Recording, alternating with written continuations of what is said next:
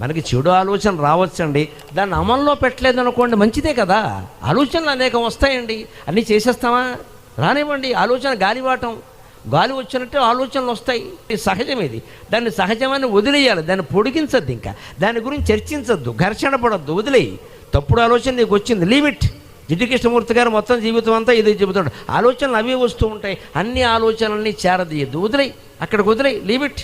నాకేమిటి ఈ మధ్య ఇలాంటి ఆలోచనలు వస్తున్నాయి అనగానే ఎవడో తయారవుతాడు. గురుడు 6లో ఉన్నాడు, శుక్రుడు 3లో ఉన్నాడు, నువ్వు కాళ్ళకేసి వెళ్ళమంటాడు. ఏం పోను గొడవ ఇది. రాహు దోషం అంటాడు, కేతు దోషం. అసలు దోషం బుద్ధి దోషం. ఇది రాహువు లేడు, కేతువు లేడు. దాన్ని తప్పించుకునే ఉపాయం ఏంటంటే దాటేయి. మనస్సుతో ఘర్షణ పడద్దు, మనస్సు నుంచి తప్పించుకోవద్దు, మనస్సును అనుసరించవద్దు. వచ్చిన సమస్య దాటేయి. నువ్వు అక్కడ వంతెన దగ్గర ఎందుకున్నావు? దాటడం కోసం ఉన్నావు. ఈ వంతెనను వర్ణించడానికి కాదు. వంతెన దాటేయి. మనస్సు వంతెన లాంటిది, దాన్ని దాటేయాలి. దాంతో చర్చించద్దు, ఘర్షణ పడదు.